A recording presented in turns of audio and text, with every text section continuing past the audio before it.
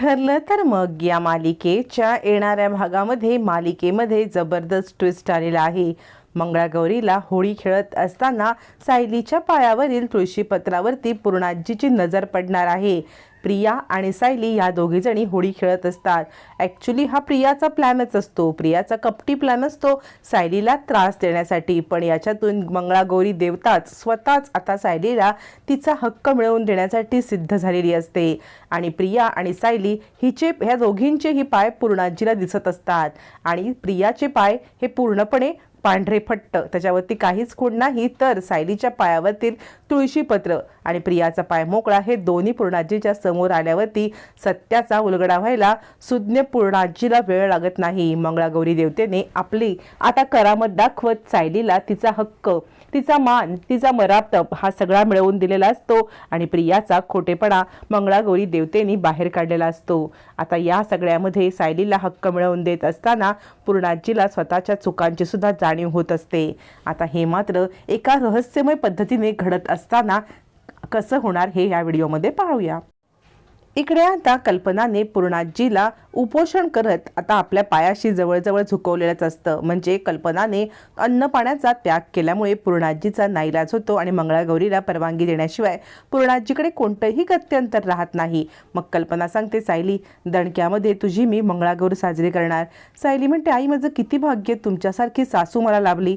म्हणजे एका सुनेसाठी कुणी इतकं करतं का? कल्पना म्हणते, ए वेडाबाई, सासू वगैरे नाही, मी तुझी आई आहे। मला आई म्हणतेस ना? एक आई आपल्या मुलीसाठी इतकं तर नक्की करू शकते की नाही? तू मला आई मानतेस, त्यामुळे मी तुझी आईच आहे, सासू नाही आणि तुझी मंगळागौर ही आई खूप मोठ्या दणक्यात करणार, असं म्हणत कल्पना सायलीला आपल्या जवळ घेते। सायली कल्पनाला गच्च मिठी मारते आणि रडायला लागते। मग आता कल्पनाने सायलीसाठी आणलेली नऊवारी साडी कल्पना सायलीला देते आणि म्हणते, ही बघ, ही नऊवारी साडी नेसून तू छानपैकी तयार व्हायचा आहे मंगळागौरीसाठी। आणि फक्त साडीच नाही तर खानदानी दागिने, खूप सारे हिऱ्याचे दागिने, सोन्याचे दागिने आणि असे दागिने जे सायलीला माहीत पण नसतात, त्यांची नावं कधी पाहिलेले पण, असे खानदानी दागिने सगळे आता कल्पना सायलीला देते। इकडे अस्मिताला सगळ्याची भणक लागते की पूर्णाजीचा विरोध असताना सुद्धा आईने कशा पद्धतीने पूर्णाजीला मनवलं आणि इतके सगळे दागिने काढून सायलीच्या ताब्यात दिले। मग मात्र इकडे आता अस्मिताचा चेहरा लाल लाल होतो आणि ती प्रियाला कपट कारस्थान करायसाठी भेटायला येते आणि ती सांगते, तुला माहिती आहे का, ही सायली दिवसेंदिवस जास्तच नाटकं करत चाललेली आहे। तुला माहिती आहे मंगळागौरीला सगळे दागिने, महागड्या साड्या हे सगळं तिला मिळत आहे। प्रियाचा जळफळाट होतो, ती म्हणते, पण हा आनंद मी फार काळ टिकू देणार नाही। अस्मिता, तू जर माझी मदत करायला तयार असशील तर या मंगळागौरीला सायलीचा आपण बाजाच वाजवायचा आहे। सायली जास्त उडते ना, पण या मंगळागौरीला तिचा सगळ्यांसमोर कसा अपमान होईल आणि सगळ्यांसमोर तिला पूर्णाजी कशी हकलेल हे आपण पाहायचं। मंगळागौरीच्या कार्यक्रमामध्ये विघ्न आणायचं, मंगळागौरीचा प्रसाद, मंगळागौरीची सगळी तयारी कशी अस्ताव्यस्त होईल याचाच आपण जास्त विचार करायचा आणि सगळ्याचं ब्लेम सायलीवरतीच आणायचा। आपण मूर्ख दोघींनाही माहीत नसतं, मंगळागौर देवता स्वतः सायलीच्या पाठीशी ठामपणे उभी असते आणि सायलीला न्याय मिळवून देणार असते। त्याच वेळेला आता प्रियाचा पर्दाफाश होण्याची वेळ सुद्धा आलेली असते। आपल्याच पापाचा घडा भरत प्रिया आपल्यासाठी खड्डा खणत असते, त्याच्यात तीच पडणार असते हे मात्र मूर्ख प्रियाला माहिती नसतं आणि एकटीच पडणार नाही तर सोबत अस्मिताला पण घेऊन त्या खड्ड्यात पडणार असते। आता प्रियाची आणि अस्मिताची कटकारस्थानं सुरू होतात।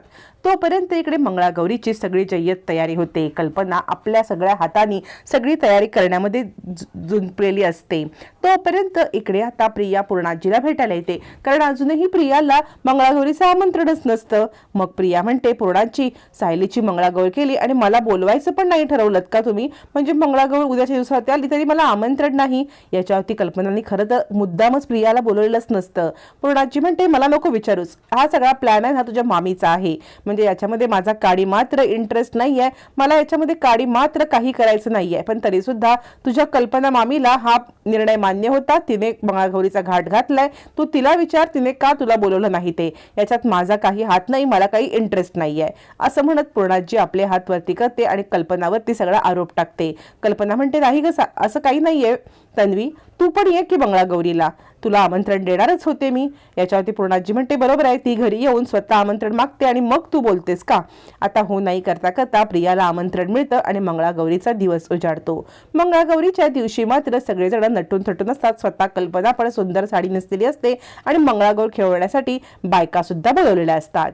प्रियाची कारस्थानं सुरू असतात. प्रिया आता स्वतः विसरलेली असते, ते म्हणजे पायावरचं तुळशीपत्र काढण्यासाठी. कारण एवढ्या साऱ्या गडबडीमध्ये तुळशीपत्र पायावरती कोण काढतंय असा विचार करत ती आता सायलीला सगळ्यांच्या समोर कमीपणा देण्यासाठी प्रसाद खराब करणं, एक दुसरी पूजा खराब करणं, पूजेसाठीचं सामान लपवणं, हे सगळे प्रकार ती करत असते. पण सायली नेटाने सगळी पूजेची तयारी करत असते. जिथे काय पडलंय, कुठे काय कमी पडतं, जिथे सायली हजर राहत, पूजेत कोणतीही कमी पडू देत नाही, प्रसादात कोणतीही कमी पडू देत नाही, जेवणामध्ये कोणतीही कमी पडू देत नाही. सायलीचं लक्ष चौफेर असतं. प्रियाला कुठचं कारस्थान करताच येत नसतं.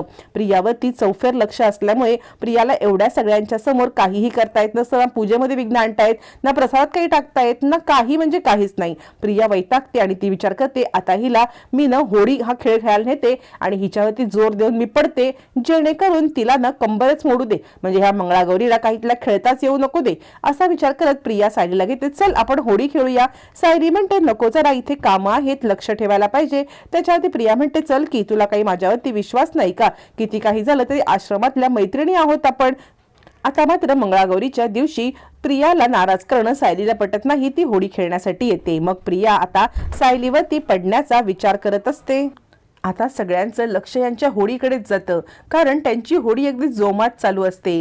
दोघी एकमेकीच्या अंगावरती येत असताना दोघींच्या पाय आता मात्र एकमेकीच्या मागे असतात आणि ते पाय जेव्हा आता प्रियावरती येते, सायलीचे पाय वरती पूर्णपणे ताणले जातात आणि पायाच्या तुळशीपत्र हे दिसायला लागलेलं असतं. ज्या वेळेला सायलीवरती येते, प्रियाचे पाय दिसत असतात, पायावर तुळशीपत्र अजिबात नसतं आणि नेमकी पूर्णाजी समोरच बसलेली असते. आता प्रिया आणि सायली दोघी जणी होळी खेळत असताना पूर्णाजीचं लक्ष अचानकपणे पायाकडे जातं आणि प्रियाचे पाय मोकळे दिसल्यावरती पूर्णाजीला खूप मोठा धक्काच बसतो. म्हणजे तन्वीच्या पायावरती तुळशीपत्राची खूण कुठे गेली. आता मात्र पूर्णाजी इकडे तिकडे पाहायला लागते आणि त्याच वेळेला कल्पना पण तिथेच पाहत असते.